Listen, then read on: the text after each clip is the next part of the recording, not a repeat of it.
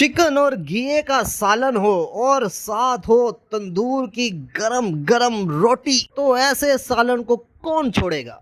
ये डिफरेंट नजर आने वाली रेसिपी में क्या ऐसी खास बात है कि दो शक्ल से भी इतनी खूबसूरत नजर आ रही है और खाने में तो इसका जवाब नहीं। मैं आज आपको बताऊंगा कि ये रेसिपी कैसे इतनी मजेदार बनेगी, कब इसमें चिकन यूज करेंगे, कब इसमें आप अपनी घी की सब्जी इस्तेमाल करेंगे, कैसे कितने मसालों में ये मैं रेसिपी बनेगी। बिस्मिल्लाहिर्रहमानिर्रहीम, अस्सलाम वालेकुम। मैं हूँ ज़ोहेब आशिक और आप देख रहे हैं ज़ोहेब आशिक कुकिंग चैनल। जी तो तकरीबन 1 kg चिकन मैंने ले लिया है और इसको अच्छी तरह वॉश कर लिया है। इसके अलावा घी को मैंने कुछ इस तरह से काटा है, मोटे मोटे स्लाइस करके इसको काटा है। जबरदस्त सालन के साथ मजा देगा ये। इसके अलावा प्याज, तकरीबन 2 से 3 अदद प्याज मैंने जूलियन स्टाइल में काट लिए हैं और इसी तरह ही टमाटर को भी जूलियन स्टाइल में ही कट किया है जो हमारे सालन में यूज होगा। चलो जी आगे चलते हैं और देखते हैं।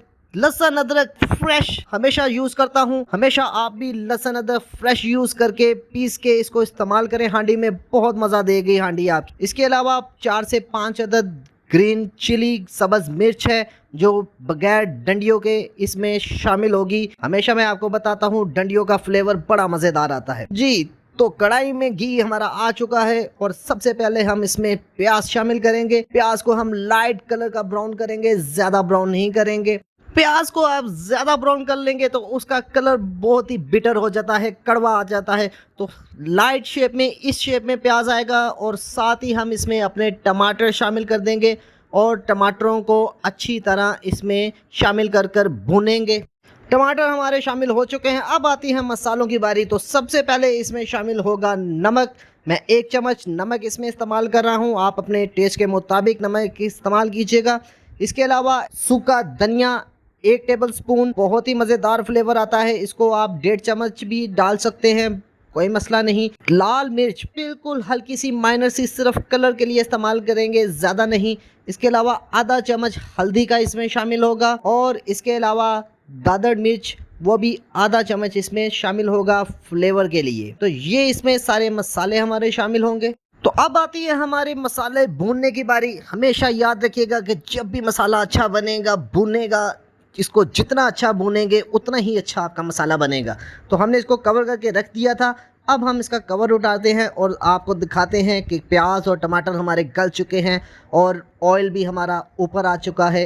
अब हम इसमें अपना चिकन ऐड करेंगे। चिकन पहले ऐड नहीं करना इसमें, अब जाके आपने इसमें चिकन ऐड करना है। फिर इसके बाद आपने लहसुन अदरक का पेस्ट इसमें शामिल कर देना है ताकि आपके चिकन का जो अरोमा है उसकी स्मेल को ये खत्म करेगा। इसके अलावा आपने जीरा और काली मिर्चें साबित शामिल करके इसको अच्छी तरह अब इसको मजीद भूनना है। रेसिपी को गौर से देखिएगा, चिकन कब शामिल होगा और घिया कब इसमें शामिल होगा ये आपने लाजमी देखना है। कम से कम 5 मिनट तक आपने इसको भूनना है। जब आपको लगे कि चिकन ने अपना पानी छोड़ दिया है और ऑयल ऊपर आ गया है, उसके बाद आपने इसमें घिया शामिल करना है जी। तो अब ये परफेक्ट टाइमिंग है घिया शामिल करने की। अब हम इसमें घिया शामिल करके इसको अच्छी तरह मिक्स कर देंगे। आप देख सकते हैं कि घिया अच्छी तरह मिक्स हो गया है और आंच को हम अब इसमें स्लो कर देंगे और अब घिये के पानी से ही ये सालन इतना मजेदार बनेगा, अपना फ्लेवर जब ये छोड़ेगा। आप सालन में सब्जी क्यों शामिल करते हैं, गोश्त क्यों शामिल करते हैं, ताकि आपको दोनों का फ्लेवर मिल सके। तो इस तरह से आप अगर रेसिपी अपनी बनाएंगे तो आपको दोनों का फ्लेवर जबरदस्त मिलेगा। 10 मिनट के लिए हमने इसको कवर किया था ताकि घी का जो अपना पानी होता है वो इसमें अच्छी तरह मिक्स हो जाए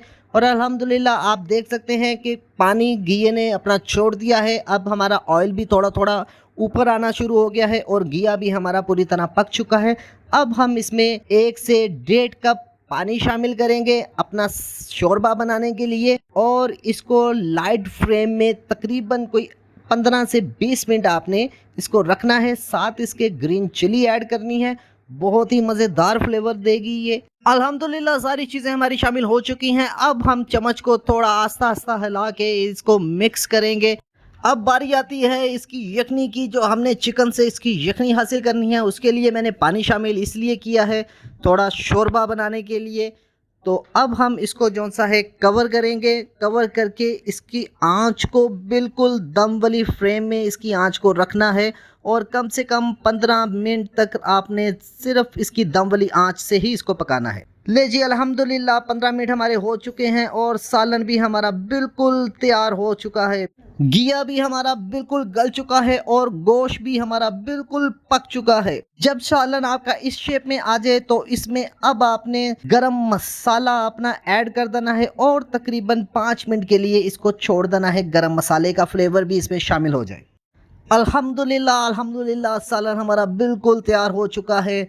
यखनी भी ऊपर आ चुकी है और ग्रेवी भी आपको नज़र आ रही होगी और हमारे जो घिया है वो भी पक चुका है और चिकन को भी बिल्कुल परफेक्ट शेप मिल चुकी है। और अब हम इसको डिश आउट करते हैं। ले जी, और सालन हमारा अब प्लेट में शामिल होने वाला है। अच्छी से मैं इसको हिला रहा हूँ। इसकी शेप देखें, चिकन देखें, क्या मजेदार सालन बना है, बिल्कुल जबरदस्त। घिया भी बिल्कुल परफेक्ट, चिकन भी बिल्कुल परफेक्ट, ग्रेवी भी बिल्कुल परफेक्ट अल्हम्दुलिल्लाह, और टेस्ट में भी बहुत ही लाजवाब। अपने घर पे इसको ज़रूर ट्राई कीजिएगा, दोपहर में इसको खाइएगा, नान के साथ खाएं, रोटी के साथ खाएं, चावलों के साथ खाएं, आपको बहुत ही लुत्फ देगा। अगर आपको मेरी ये रेसिपी अच्छी लगी हो तो मेरे चैनल को काइंडली सब्सक्राइब करना मत भूलिएगा, बेल आइकॉन के बटन को दबाना मत भूलिएगा। तो मिलते हैं अपनी अगली रेसिपी में, तब तक अपना बहुत बहुत ख्याल रखिएगा। अल्लाह हाफिज़।